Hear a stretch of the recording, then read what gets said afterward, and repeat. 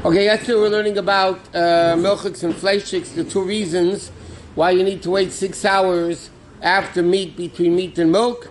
We said either because it takes that long to digest the food in the stomach, or because of meat that gets stuck, in between the teeth. So because of those two reasons, you have to wait 6 hours. The difference, like we learned, is if you don't chew it, but you swallow it, then one reason would you have to wait 6 hours, the other reason wouldn't. Or if you chew it and don't swallow it, so then again, it would be the difference of opinions. Therefore, machmir in all ways. And bottom line is that for all reasons, you have to wait 6 hours. The only time you don't, like we said, is when both reasons don't apply. Meaning you lick it, you don't swallow it, and you don't chew it. So then the reason of the teeth doesn't apply, and the reason for the stomach doesn't apply. Okay, now, that is between meat and milk. But that's only if you eat meat itself or a cooked food of, like we said, you have chicken soup. Even though there's no chicken in the soup, you still need to wait 6 hours. But what happens if you cook pariv in a meat pot that's clean? So even if the pot was used that day, you don't have to wait 6 hours. You can eat dairy right away. Children before bar mitzvah. So under, the question is like this, under two, they have to wait 1 hour. Because then there's a sick person can wait 1 hour. The older people in this room might remember that years ago when people had ulcers, stomach ulcers, they were treated with milk. Remember everybody, right? Nowadays they don't do that anymore. They used to treat them with milk. So then the thing was, if somebody ate meat and they have an ulcer, so because of the medical condition, they're allowed to wait 1 hour between meat and milk, and then they can have milk. According to Halacha, children under 2 have a din of a sick person. Because they have a din of a sick person under 2, 1 hour is enough. Some people are more makel. If the kid over 2 also needs, let's say the 3 or 4 even, and they had meat and they need a bottle, and otherwise they're going crazy, you can also wait an hour. But the truth is, once the kids get over 2, if possible, you should wait 3 hours. And then when they're 6 and older, they really should wait this complete 6 hours. Again, there are exceptional cases when they're going crazy, whatever, that you could be more lenient. Now, from milk to meat, so halacha says, you rinse out your mouth, you eat something, and you can have meat right away. But unless if it's hard cheese. What's the definition halachically of hard cheese? Cheese that aged for 6 months. Cheese that aged for 6 months is called aged cheese. And then the din is the hard cheese has the same din as meat to milk. So therefore, if somebody ate hard cheese, they would have to wait 6 hours in order to be able to eat meat. Parmesan considered hard cheese? Huh? Parmesan. Parmesan cheese is halachically considered hard cheese. The regular American cheese that they make, the pizza, the regular, this Munster, mozzarella, that's not 6 hours. But the aged cheese, the stronger cheeses, you have to wait 6 hours. It's like aging before packaging, or like what's considered aging? According to many opinions, either one. It's called aging. Or it was in a freezer for 6 months. No, then it doesn't age, it freezes. If it freezes, it doesn't age. Okay, now, but from regular milchiks, like your milk to meat, in the Shulchan Aruch it says you rinse your mouth, and that's enough. It's brought down from the Shalah, and this is our minig, based on Zoya and other places, that you should wait 1 hour between milk and meat. But according to many opinions, that means making a bracha after, like we said, after eating, rinsing your mouth, eating something, then an hour is enough, or then the custom is to wait an hour.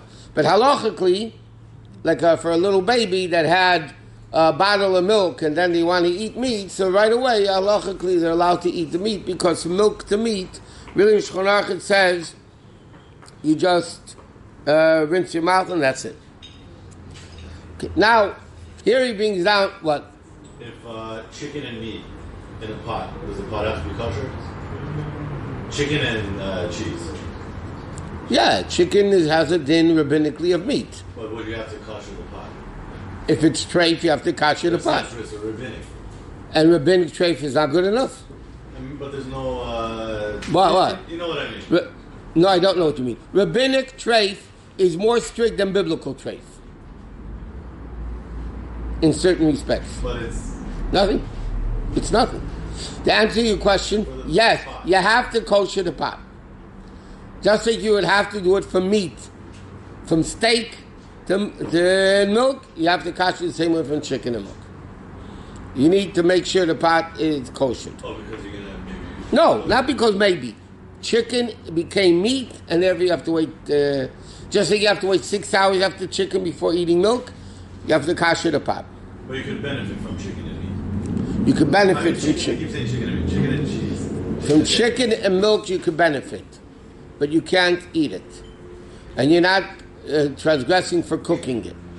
What? Benefiting is, you can't benefit from milk and meat like dog food. If it's kosher beef, Right. what if you have kosher beef but you don't have kosher animal milk? What milk do you have?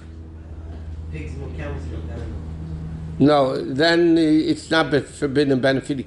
They don't put pig's milk into dog food. I'm just saying. Hypothetically, yeah, then you wouldn't have to. Huh? Then it would be permissible and no. So it's only kosher beef and kosher milk. Right. Kosher species, not kosher beef. Kosher species. Kosher species. Okay, so now they discuss about, it comes in here because it's relevant to cleaning your teeth between meat and milk. Toothpaste and mouthwash. Do they have to be kosher or do they not have to be kosher? And there's a big argument on halacha, by the way. There are many opinions. By the way, why is this relevant? A lot of toothpastes and mouthwash have animal products in it. They have animal products in it. Some of the glycerin is animal products. They can have animal products in the toothpaste and mouthwash. So there are opinions that say, even though you're not eating it, the fact that you're washing your mouth or brushing your teeth or whatever it is, it should be kosher. The world generally is lenient according to those opinions that say that because you don't eat it, you don't swallow it, it doesn't have to be kosher. That's what basically the majority of the world goes according to. There are people that are machmir, that they have only... so if you look at some of the lists, by the way, it's interesting, that they give out for Pesach, certain toothpastes have no animal derivatives and no chametz. And certain toothpastes have chametz and no animal derivatives. And there's a list already of a bunch of toothpastes that have animal derivatives and those that don't have animal derivatives. But the bottom line is, practically speaking, according to most opinions, you don't need to, even if it's not kosher, it's fine. For kids, better to have kosher because they swallow it. For kids, it's better to clean their mouth with a blowtorch to make sure it's kosher. If a doctor recommends, let's say, camel... If a dog recommends, or doctor, sorry, I didn't hear you. recommends for a child, let's say camel's milk or something like that, and they sell it to the doctor and saying you should drink it, it's good for them for whatever reason. What do you do in that situation? They're not sick, but they're recommending it. Change the doctor. Change the doctor and change the kid too, by the way. While you're at it, change the kid. I did change the doctor. Okay, good. For different reasons. Now, there's a din like this, without going into all the zillion details. Sharp foods, such as onion, garlic, lemon, those types of foods which are sharp, that you cut an onion, let's say, with a meat knife. Took a fleshik knife, and you cut an onion with it. The din is that onion becomes fleshik. Why does it become fleshik? Because the sharpness of the onion brings out the taste of the meat that's in the knife and makes the whole thing fleshik, at least the part where you cut. But what's interesting is, we learned in the past that if, let's say, a vessel wasn't used for 24 hours, then the taste becomes blemished. Well, we learned that when we were learning Hilchos Pesach. The din is, by sharp foods, even if it wasn't used for 24 hours, it doesn't matter, it's still no good. Let's say you had a meat knife that wasn't used for a month, 2 months, and then you cut an onion with it. The sharpness of the onion refreshes the blemished taste that the knife has because it's after 24 hours, and it makes it considered a fresh taste.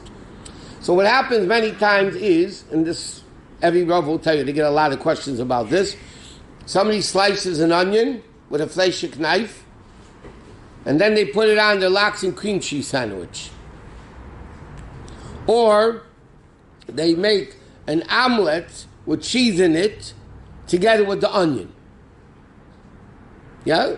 Very possible to do. So then the din is, the egg is treif, the pot is treif, it could be everything treif, depending, if you're bottled b'shishim or not. Question. Yes. Let's assume I buy a big fish from the goy.